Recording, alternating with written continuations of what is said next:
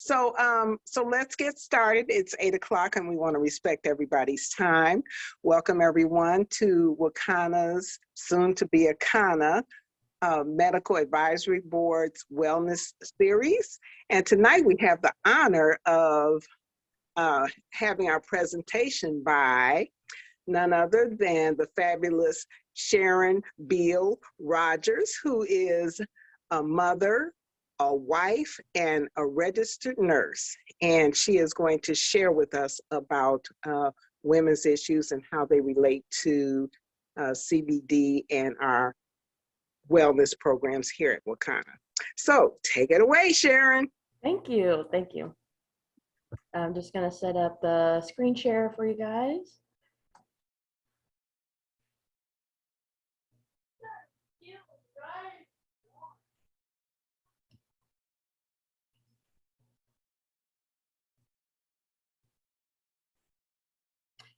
Okay, so we're going to talk about hormones. And interestingly enough, it doesn't really matter what stage in life we're in. Hormones can either, is either a problem for us or it's going real good. But either way, we have hormones influencing our life, our mood, really everything about us is being affected by the hormones in our bodies. I'm specifically talking about female hormones because even though men have an endocrinology system, they live on this 24-hour clock. They have their testosterone. They're simple, right? And we don't have a clock like that. We have a clock that is month long. It is so much more dynamic. And I think that just speaks to the power of women, is that we are not just, it's just not sun up and sun down with us. We have a lot going on. And at any point in time, if we have problems, it can really disrupt other things in our life. So when we talk about the endocrine system, it is complex. It's not just one organ that does all of these things. We have multiple organs. Our brain alone, has the hypothalamus, the pituitary gland, the pineal gland, pancreas, thymus, thyroid, adrenal glands, and our ovaries. They all have a place and a time in our body that they are releasing hormones, and they work together. So if your hypothalamus is not getting the message, then it's going to affect how it translates to the pituitary gland. And so we need these hormones just for those organs to get the message, to know when to work. And our hormones, they affect really everything about us: heart rate, breathing, sexual function, reproductive, our metabolism, our sleep cycle, our stress levels, and just general development, and even our body temperature.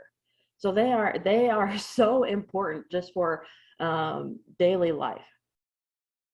When we talk about a hormone imbalance, we're referring to too much or too little of the specific hormone in the bloodstream. And I put this because at least women they go through this cycle at some point in their life.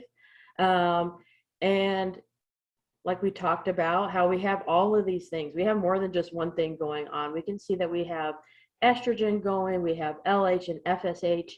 And I just find that so interesting, because if you have any of these not quite right, it's going to affect the other. And I always get kind of stuck on it's really actually beautiful to think that we were made in such a way that if working properly and are balanced, we have this beautiful synchronization. To me, it's like almost a dance that's happening within our bodies. And the menstrual cycle, the period, is the fifth vital sign. Women can get so much information about themselves, about what's going on inside of them, just based off of their flow, color, late, early. All of those things can give you an insight onto if you have too much estrogen, too little progesterone. There is so much information that you can just get from knowing the menstrual cycle and what you're experiencing.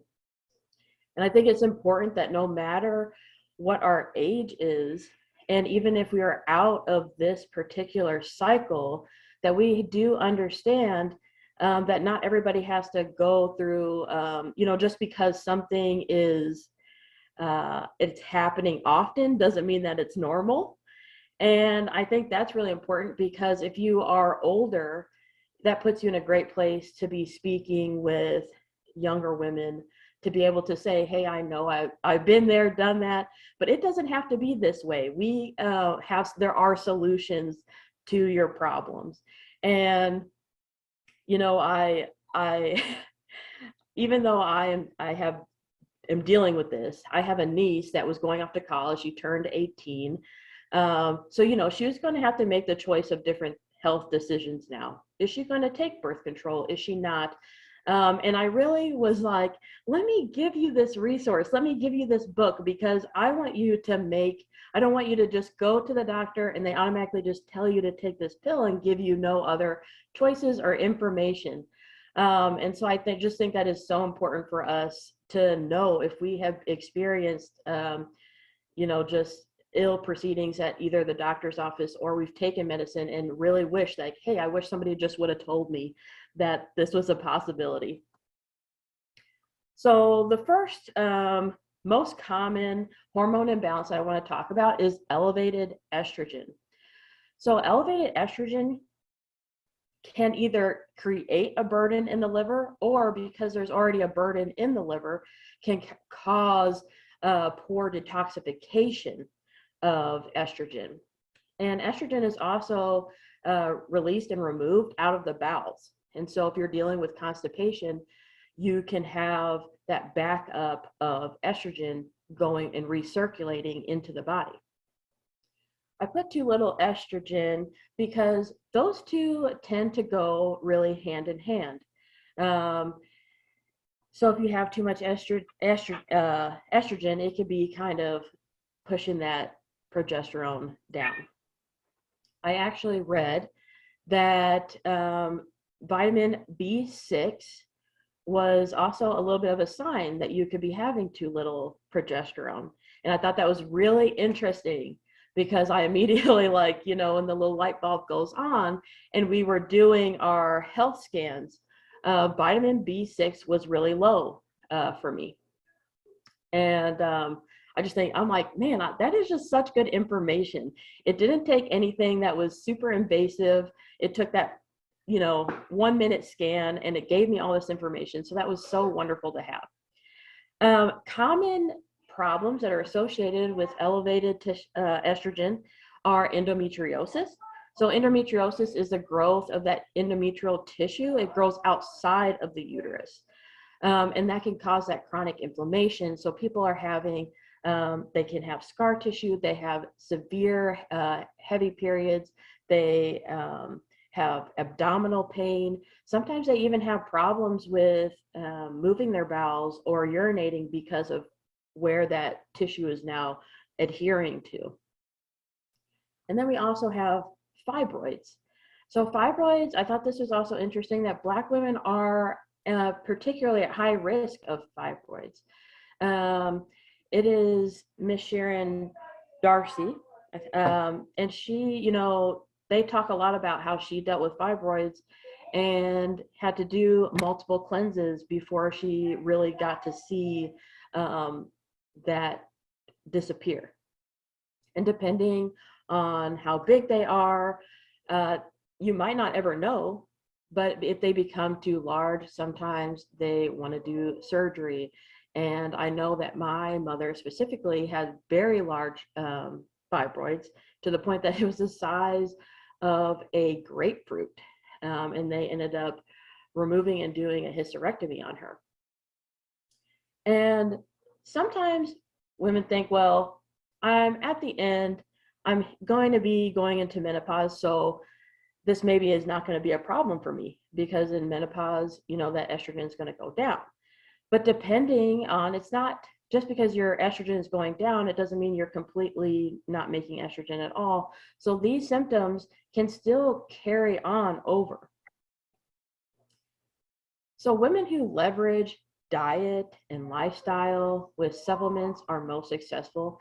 That came from Dr. Jolene Brighton. I really like her as a naturopathic doctor.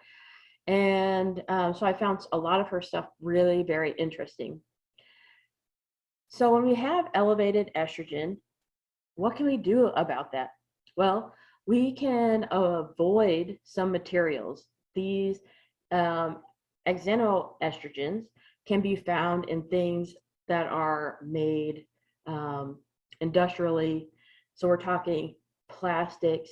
And that's also, even though we should look for plastics that say BPA free, that is not a for sure thing. If they took out BPA, we still have to question what did they replace it with. It could definitely still be a problem. And so using things like glass, stainless steel, and so getting rid of those chemically produced items. And I just thought, oh, I will just show you guys my new glass straw my husband got me for Valentine's Day. And that to me is like the ultimate gift. I was like, he knows me so well. Please do not buy me the junk. I just want the glass straw or the metal straw. That is like speaks volumes that you care so much about my my health and well-being. And so you can also do that with glass Tupperware now. I actually bought a beautiful glass Tupperware from Aldi's, which is really popular around here, but it actually has a bamboo lid even. So sometimes when you buy glass, they'll have a plastic lid. So when I saw this, I had to buy it so that I didn't even have a plastic lid. I just thought that was so great. And those are really kind of easy things that we can just switch out into our home. But if, let's say that you have another health problem, let's say you have chronic pain and maybe you take a lot of narcotics. Well, that can cause, right? That can cause a lot of different problems, but specifically it can cause constipation, let's say. And that constipation can really, we talked earlier, can prevent that detoxification of that estrogen. So you could be dealing with a problem that you don't think is related. It could be a chronic problem, but just because of some of the medication that you're taking, it is now causing these other effects and these other buildups. Trying to eliminate alcohol. One drink of alcohol can increase your estrogen by 10%. And so if you already have a problem, let's not add the alcohol. Let's not, now on purpose, we're increasing that estrogen even more. I have in the little bottom corner, if you can see that, a little thing of the Royal Defense, because it's important to even know our cleaning, like our cleaning surfaces are touching our hands. We're absorbing that into our bodies. And that can also have a huge effect into how we are dealing with those hormones, and they can really affect. And so I feel like Wakana has hit all of the things, right? We need healthy cleaning products, we need health and wellness, we need a diet, and that is really what brings us into balance and gets our hormones back into shape. Now I have decreased estrogen. So this can actually be, if it's before, let's say you're not even ready for menopause, it could be because you aren't eating enough good dietary fat. We know that diets that stay low fat are really not good for women. We need that fat to be able to make our hormones. And so it's just getting in what is the right kind of fat, because we don't necessarily want to eat a bunch of really unhealthy, highly processed oils. Also, postpartum, it is pretty natural to have your estrogen drop after you have your baby. You've went through a lot of different things, and so that can be a repercussion. But typically, if you have a good diet and you kind of just get back to it, get energized, rest, you can then see that estrogen come back up. And then ovarian insufficiency. Now, this can happen because it could be induced. It could be induced by a surgical procedure. It can be, it could happen if you maybe underwent chemotherapy. Sometimes medications cause this, autoimmune diseases. And then we have this natural occurring process that happens for women between the ages of 45 and 55. And, you know, I don't have necessarily any specific experience with this yet, but I want to learn all about it because I want to be prepared. I remember, my mom would kind of talk about, she would have a hot flash and, she's waving her face and all this, and I didn't think really anything of it. And, but I worked with a woman who was very pale complected, and she would talk about her hot flashes, and it was something that she didn't just talk about. You visually saw it looked like she was baking in the sun for an hour, and you were just like, 2 seconds ago you were okay. And so that was when I really decided, I was like, oh my goodness, this is like a serious a change, because I could really see what she was talking about when she was talking about she was having this hot flash. So I definitely was more sympathetic with my mother after that. And so we have perimenopause, which is just pretty much the stages before menopause. That is when women are experiencing those irregularities. I have a little chart there in the bottom corner, and you can see how it's a little bit sporadic compared to our first visualization. And so when your hormones are kind of going sporadic, that's when you're starting to see some of those irregularities in your cycle. You're having those hot flashes, you're having mood swings, and you then you get that decreased fertility. When we go into talk about menopause, so to be considered in menopause, you have to have 12 consecutive months without a period. And so this occurs because your body is naturally decreasing in estrogen and increasing in that FSH and LH. And just because I had mentioned in the previous slide a little bit, just because your estrogen has decreased, it's just changing where it's being produced. It's not being produced really in those ovaries. It's being now produced in your actual adipose tissue and the fat tissue.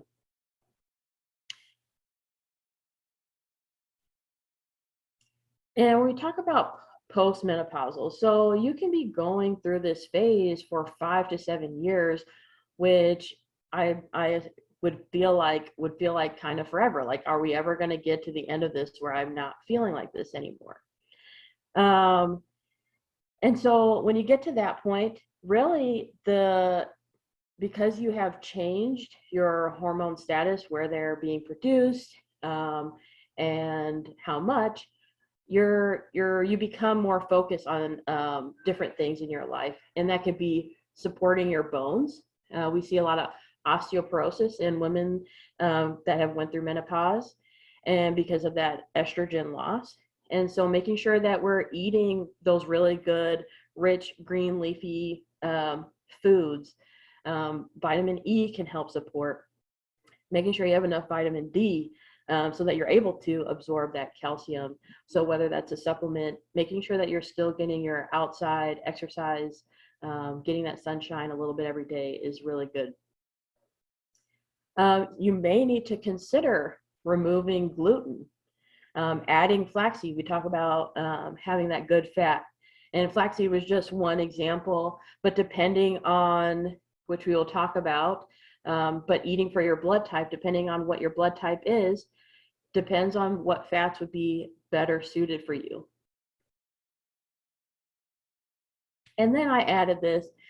I'm telling you that I could be the spokesperson for the CBD lube. I think it is literally the best. I don't think it's for just somebody that went through menopause. I think that it is a great thing, but that just happens that sometimes you have that vaginal dryness because of those hormone changes.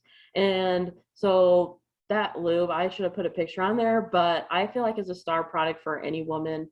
But I feel like if you're going through menopause, make sure you add that to your cart for sure. Elevated testosterone.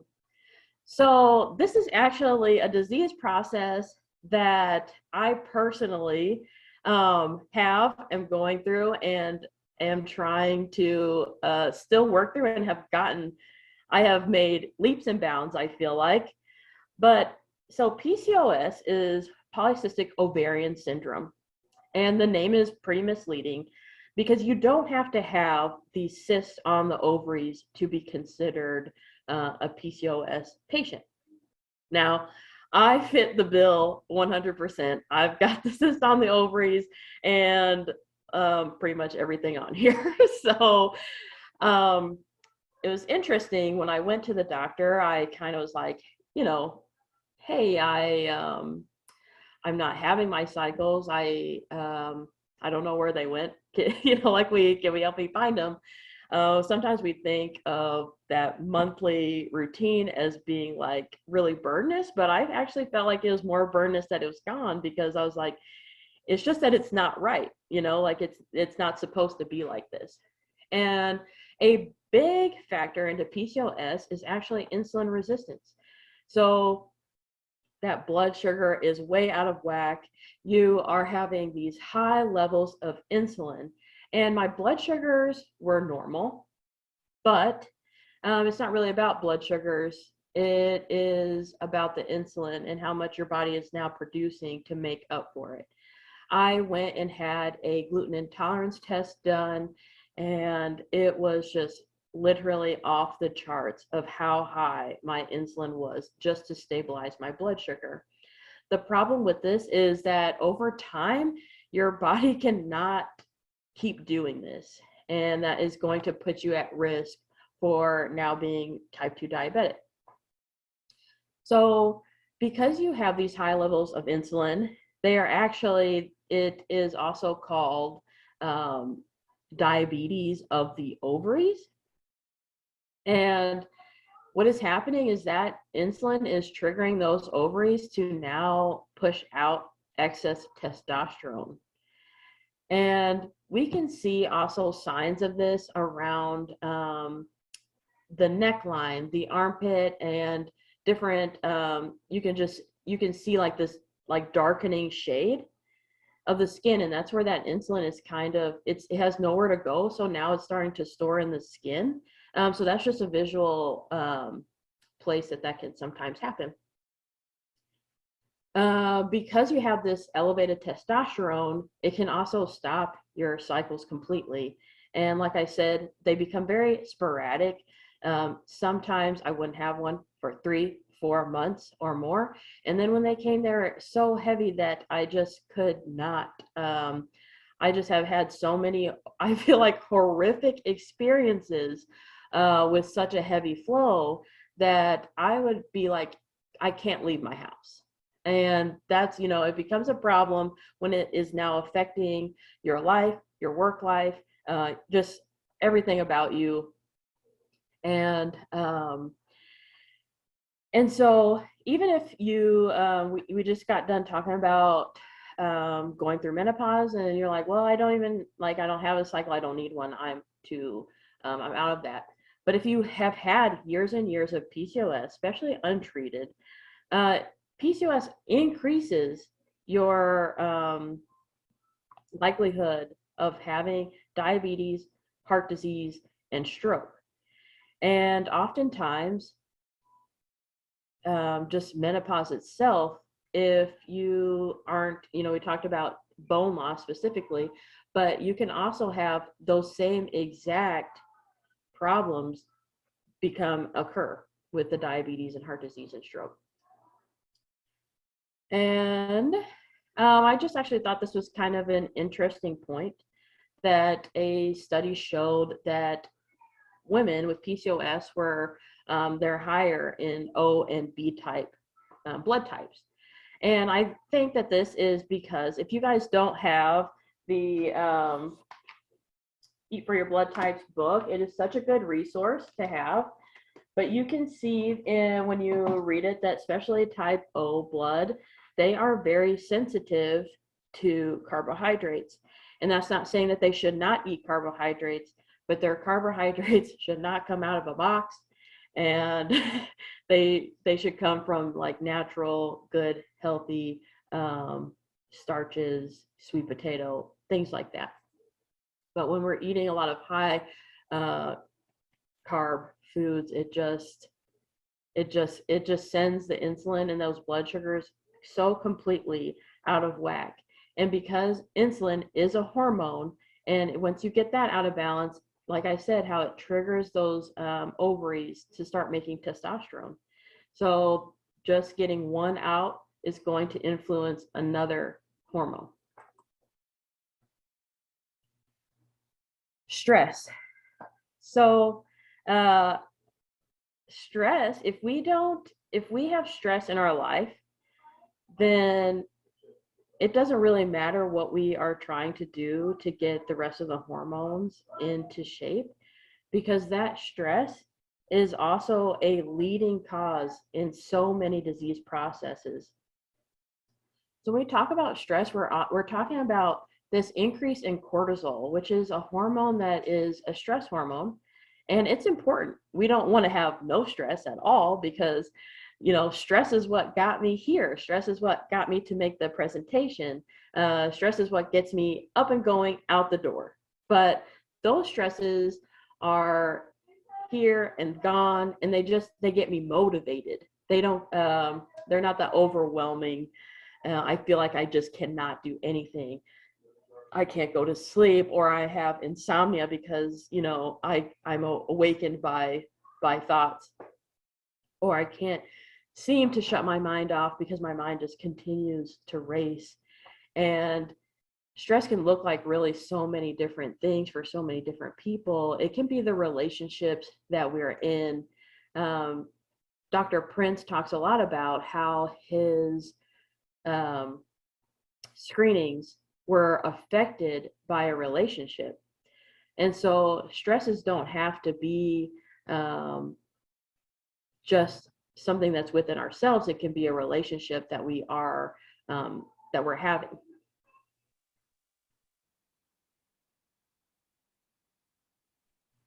And then when we continue to have, it's just like the insulin that I talked about before, that our bodies cannot handle constantly pushing out all these hormones. And so eventually it's going to get tired, and it's going to say, like, I'm kind of done. And then we start to see a decreased cortisol. Sometimes people might call this adrenal fatigue. And really, the best way to address this is to reduce the stress, to balance those blood sugars, and to be, I spelled that wrong, to be gentle on yourself. You already probably push yourself to the max, and now it's time to be a little bit gentle.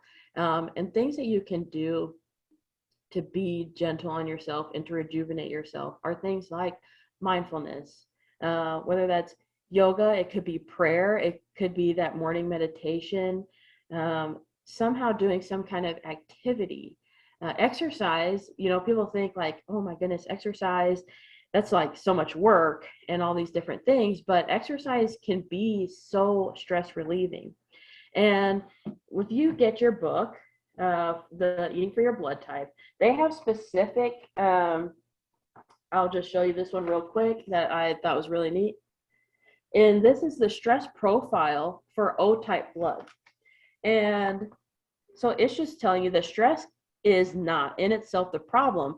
It's how your body responds to stress. Each blood type has a distinct program instinct for overcoming stress. And so I just think that is so powerful, because now I just know O's really well because I was really studying that because my husband is an O, and I just am trying to figure him out. And he loves like things like boxing and that kickboxing, that hit kind of stuff. And when I read about O's, it made so much sense. I'm like, no wonder he always wants to fight somebody. He's always like, just call me up, like if you need a backup, I'm always ready. And he loves hitting. We have a punching bag in the backyard, and I mean, he loves that. He loves that hardcore stuff. And so that really gave me some insight into why he's like that. But there's also autoimmune diseases like Addison's disease, or a problem with that pituitary gland can also cause those cortisol levels to be out of control. And so addressing, like I said, addressing hormone imbalance without addressing stress is not going to get you the success that you want, because it doesn't matter. We can talk about all of these. They will all have the similar common factor that you need to reduce and remove stress.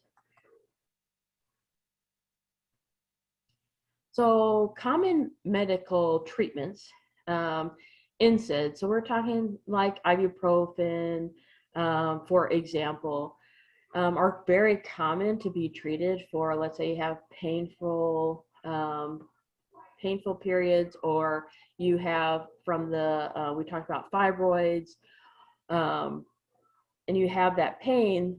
Those NSAIDs are typically prescribed because they're supposed to also help with inflammation, because that's part of the problem, right? Is pain is an inflammation response. Some problems that ibuprofen, specifically NSAIDs, lead to are ulcers. They're really hard on the GI system. They can also, long-term chronic use, they can cause cardiovascular and heart disease, heart attacks, heart failure, stroke, and increased blood pressure. So you're taking a medication that chronically can cause these problems while you're also dealing with hormone problems that can also cause these problems. It's like a double, triple whammy. Like, it is really can be a disaster. Other treatments may be birth control, antidepressants, and bioidentical hormone replacement.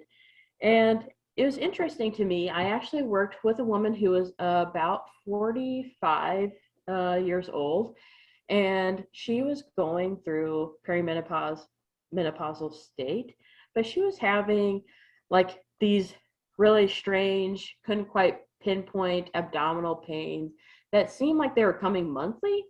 So it was almost like her body was like kind of going through the motions of having this cycle, but then not really quite going all the way through with it, kind of thing.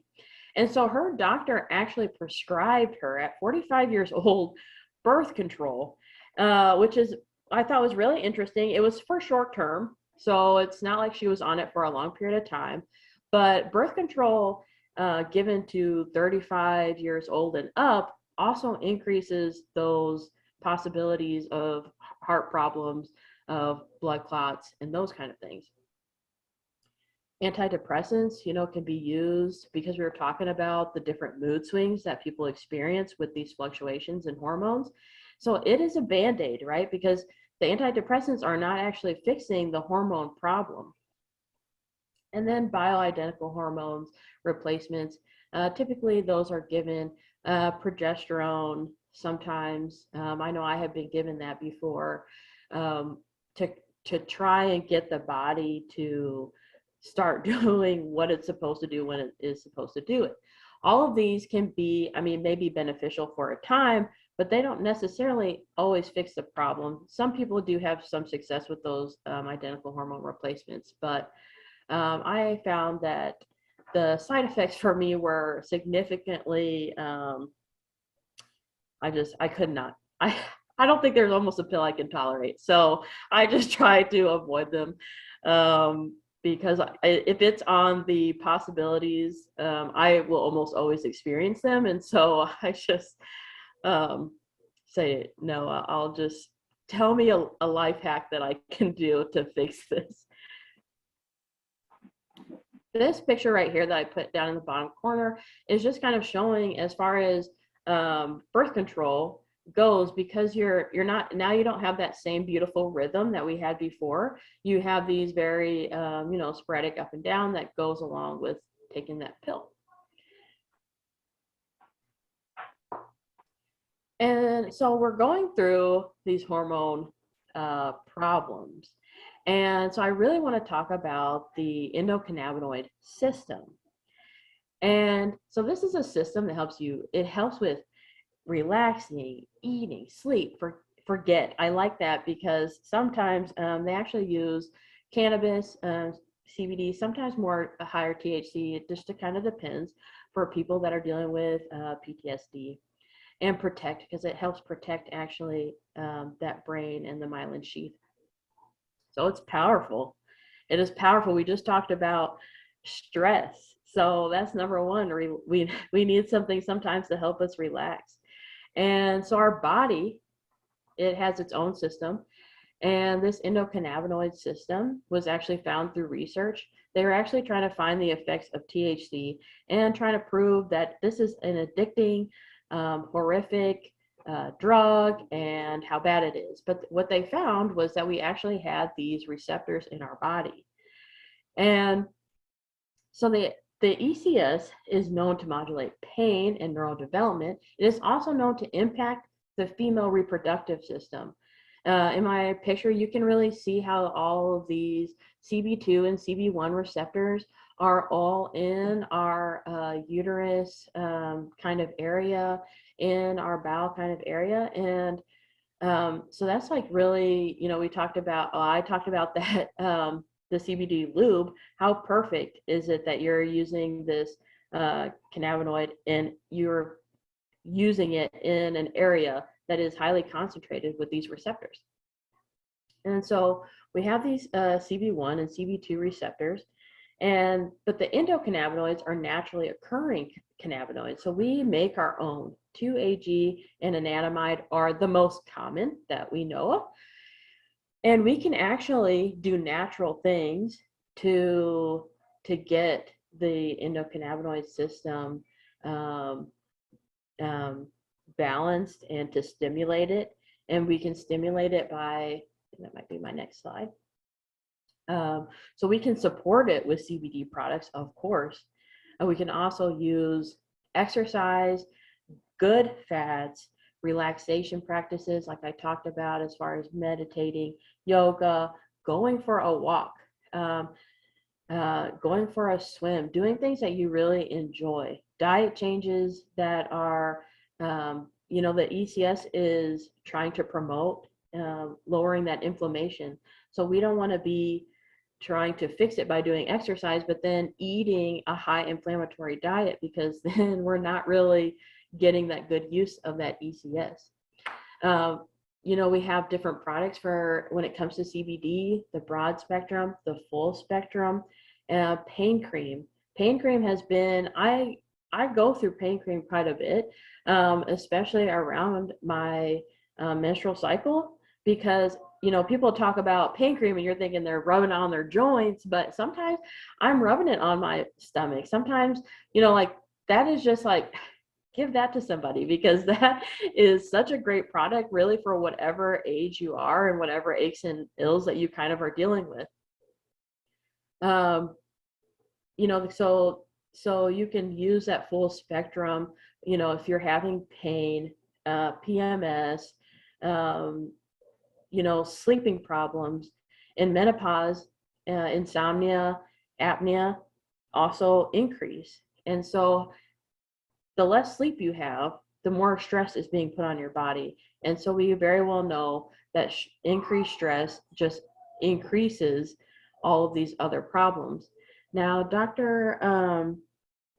Betty, I know that you said that you wanted to give a couple food dietary examples. And if you are ready to do that, then you can, or if you would like for me to just wait until the end, whichever you prefer. Why don't you go right ahead and I'll hop in at the end. Okay, excellent. Okay, this is my last slide. But I feel like it is just such a powerful slide, because when we talk about the flat belly lifestyle, we were talking about, I love this by Hippocrates, very well known, let thy food be thy medicine and medicine be thy food. And I think that what is most important is that we are given the fact that we're all individual. Sometimes when I would follow different people about PCOS, what should I do? What should I eat? What should I not eat? You would get so many mixed reviews, right? You should be eating keto. You should be eating gluten-free. You should be dairy-free. You should be, and it just becomes really bombarding. And so one thing that I really realized when I really started to look into this eating for your blood type is that maybe none of them are necessarily wrong, but you have to ask yourself, what is their blood type? Because they might have a similar disease process, but it's not necessarily being triggered by the same thing. O blood, they are triggered more often by gluten and things like that. And so you can see that if you're O blood and you're being triggered by something, that doesn't mean that B, A, or AB are being triggered by those things. And so I love the fact that they address the individuality of a person, and even the exercise and the stress management is different for different people. And we do see, I have become one of those people where I'm like mid conversation, I'm like, what's your blood type? And so, and it becomes a really interesting one, because that they're talking to you a lot about, they have a lot of GERD, or you're like, I feel like you maybe are O, right? And they're like, yeah, how'd you know? And so it becomes this really great conversation to say that, hey, that there might be a specific type of reason why you're having this problem, why you're having this inflammatory response. And the things that you maybe are trying don't work because it's not necessarily aligning with your blood type. And actually, I think I hit all the things on this slide. And so if Dr. Betty, if you would like to finish up, that would be greatly appreciated. But I hope that everybody receive from this is that no matter what age you are, if you are interested in learning new ways, I just feel like our power within ourselves is just so good to be able to reach out to others, to be expressing to younger women that it's okay that you're going through these things, but you don't have to go through these things.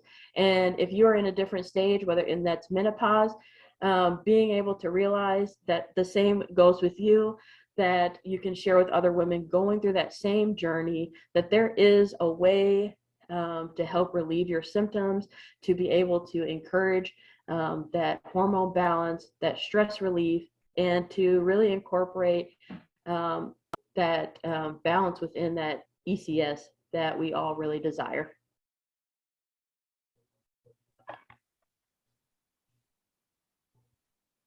Awesome. That was an awesome presentation, Sharon. Thank you so much. Yes, Thank you. Great job, Sharon. Yes. So there were a couple of things that I wanted to mention. Sharon talked about ways to increase the CBD in your body, and she did mention diet and high quality fats. And being that we have one of the highest quality CBDs in existence, our CBD requires lower dosages. And so to potentiate or enhance the effects of CBD, one of the greatest things to do is to add those healthy fatty acids. The University of Minnesota's phrenological department did some testing on bioavailability for CBD with and without food. And what they concluded was that that foods with high levels of healthy fat would also increase the absorption rate of CBD. And so I know we talk about using, especially our tinctures, putting them under our tongue, which increases the entrance of CBD into our bloodstream. But there are other ways to, or there are additional ways, I should say, to potentiate the effects of the CBD. And those would be to eat a meal with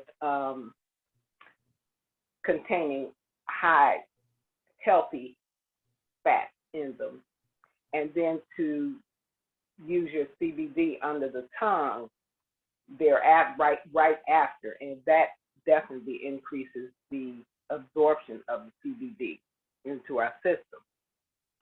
So some of those things are like fatty fishes, salmon, sardines, herring, I think mackerel is one of them, even tuna.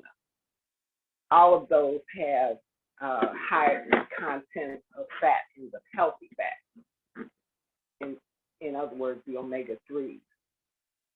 And then also avocados are another healthy fat that tastes delicious and have a high amount of omega-3 in it, and will also maximize the bioavailability of the CBD and elevate the effects of CBD. And so, unlike salmon, for instance, avocados are a bit more less, or I should say, a bit less expensive, and an easier way to provide that increased bioavailability. Also, dark chocolate is high in good fats or healthy fats, as well as nuts, especially almonds and walnuts, which are one of the healthiest nuts, and they're packed with healthy fats, and it's great plant-based protein also. So just a handful of almonds or walnuts contains enough fat to increase the bioavailability of your CBD. And then I know we're really encouraging people to eat more plant-based, but whole eggs also have been found to increase the bioavailability because they got healthy fats, they're packed with vitamins, with protein, and other nutrients. And then also the same thing with cheese. We're not promoting the use of cheese, but again, it has some of those qualities that would certainly lend to maximizing the bioavailability of CBD. Then coconuts and coconut oil are definitely great carriers for CBD because the coconuts have healthy fat. In fact, we use the MCT coconut oil to as one of the bases for our formulas, especially our Campranium. That's and so that too increases the bioavailability or the rate of absorption. And then there are a couple of other potentiators, and those would be some food, well, actually some herbs, and like lavender. And lavender is one of the herbs that potentiates because it shares some of the same terpenes as hemp. One of them is linalool, and so that is going to, of course, potentiate the effects of the CBD. Another one is citrus fruits, because citrus fruits and hemp plants also share some common a common terpene, which is limonene. And so just like lavender, it helps to boost the terpene profile of the CBD. So making some, lemonade or limeade or lime bars, if you like frozen things, those would be great as a potentiator. And then I already mentioned the the avocado, fish oil, and then olive oil too, which is a great antioxidant, and a healthy fat is also great. So one other thing is chamomile tea, which also helps to boost the availability of CBD. So one of the things that these potentiators or boosters of bioavailability do is they minimize the amount of CBD that you have to take. Ours is already great because we have, we initially recommend like 3 drops twice a day, and some people need more. But if some of these potentiators and enhancers are utilized, chances are you get more of the beneficial effects of the CBD without increasing the dosage, and thereby you actually save some money. So those were just some of the things that I wanted to bring forth. So we've got some other medical advisory board members on the call tonight. Does anybody else have something that they'd like to contribute? So great presentation, Sharon. So thank you so much for your words of wisdom. And you kind of stepped on my toe a little bit, but I needed it to be stepped on. I'm a type O, and of course I don't have a PCOS, but I have multiple sclerosis and a diagnosis of multiple sclerosis. And I don't like claiming anything, even though that's what they've been saying for a long time. But my doctor told me a long time ago to start cutting out gluten. She didn't tell me really at the time why. And and I don't really feel ill effects. I kind of wish I did, because some of the people I know, they do feel ill effects when they eat gluten, but I don't. And so it's hard for me to stay consistent with it sometimes, because there's so many things that have gluten in it, but you kind of stepped on my toe, and I'm like, I need to go back to doing my gluten-free diet. So thank you for just sharing about that, because I need to do it as well. It has gotten a little bit easier because they do have a lot of products, and I have like crackers, but then you talked about carbohydrates and stuff like that. I was like, oh no, well wait. So some of the things that I'm looking at are probably things I shouldn't be eating as well. So just thinking about some of that. But I also had a client that I really wanted to refer to you, because she did have a diagnosis of PCOS. And but then I started talking to her about getting her referred, and she heard the word cannabis, and it was all out the window. I was like, she actually discharged me. I couldn't even discharge her. She's like, no, I don't want you to sell. I'm not trying to sell to you. I was just trying to educate you about what it is and what it does. And yeah, so that didn't really work out the way that I had intended it to. So that was something else. But then I had a question for you though. Have you ever heard, they have PMDD, premenstrual dysphoric disorder, but sometimes I've heard that in PCOS in combination, and I don't know if that's actually something that is in combination. Are people getting them confused, or, because it's also a hormonal kind of thing, that people have symptoms of depression during their periods when they have their cycles, usually 5 days before their cycle starts, and then they start to have it while their cycle is going, but it doesn't qualify them to have like major depression, because major depression, you need to have it 2 weeks, a period of 2 weeks time to be qualified as major depressive disorder. But I don't know, have you heard that at all? I have read also a tie with the two. Now, it's like PMS on steroids. So sometimes it's like, how do you separate the two, like you said, because sometimes it also depends on the severity of the person's PCOS. And I know that especially like when I would actually arrive and get into a cycle, it was interesting. I didn't have really any of those symptoms until actually I became more irregular. And then I was like, never mind, take it all back. Like, I don't want to, I don't want to have a regular cycle anymore. I don't know how to handle this. It's like I'm a young kid all over again. So I think sometimes it just also depends on where the person is with their PCOS, the severity, because there is a lot of huge fluctuations in there. So, but there is some a tie, yes. Okay. Okay. Thank you. I have to just look into that more because I was getting it for a while. I had been working with this last year, I was working for a different company doing contracts, and I kept having it come up. And so I started having people track their periods to get a better understanding of when this was showing up, when they were having these mood related symptoms, and just trying to help them to, because unfortunately doctors were not helpful at all.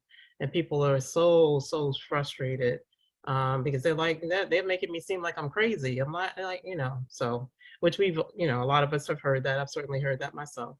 Well, the women hysteria type of thing, which is like, no, there's this all this that you really can't see going on. Mm-hmm. Yeah, I had that happen as well. So, but yeah, so I'll continue to look and research and look back at your information that you provided. The slides were great as well. So thank you so much. Thank you. I appreciate it.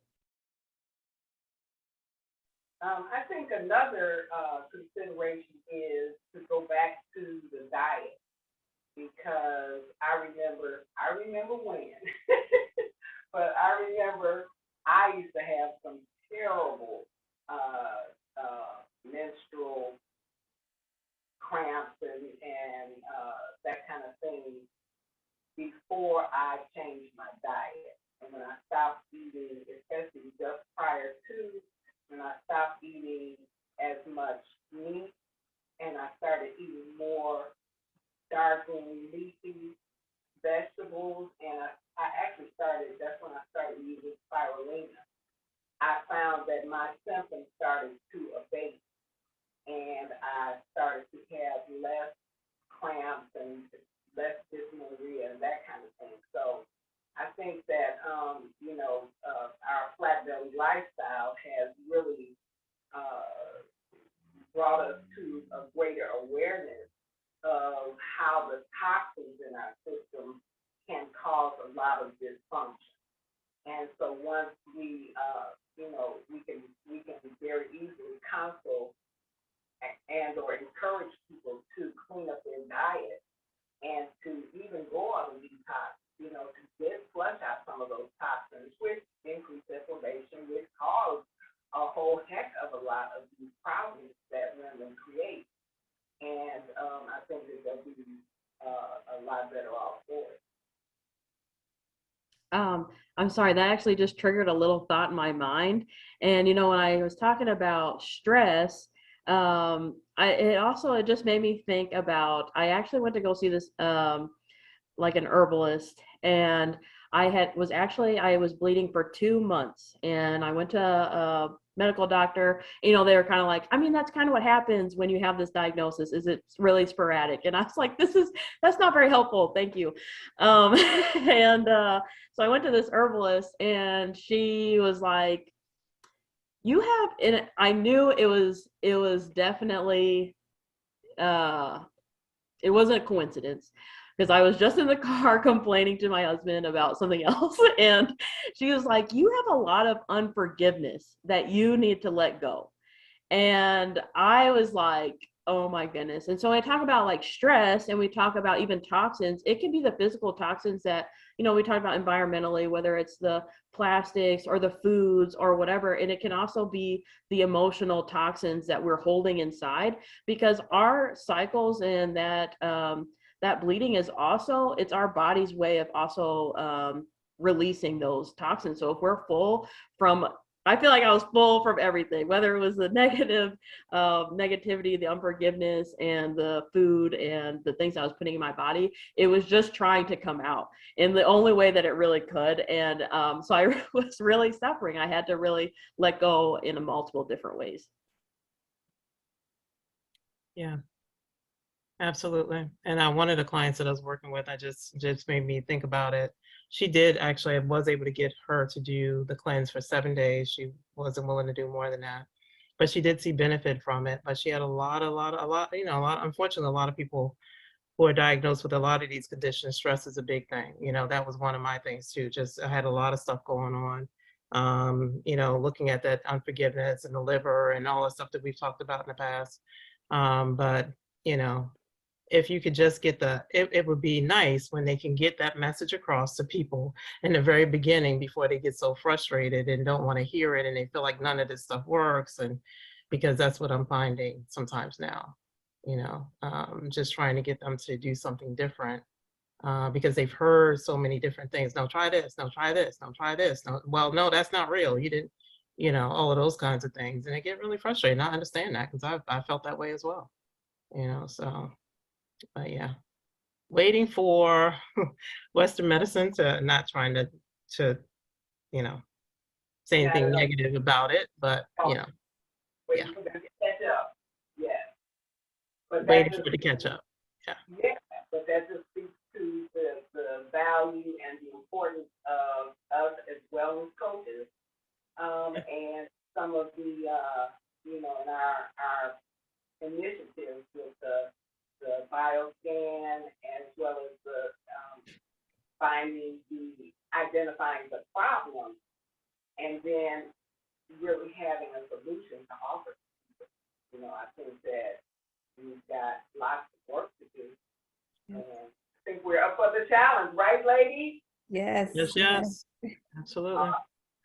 So I want to thank everybody for coming out and supporting us and just being in the space to want to know more about your body, how it works, and how you can support your body and how to live a healthier, happier life. So we'll see you next week. And again, if you have questions or if you have topics that you would like to have addressed, please send Melissa an email at melissa@wakana.com. Thank you so much again, and good night. Good night. Good night, guys. Great job, everyone. Thanks, Good Melissa. night. Thank you. Good night. Good night.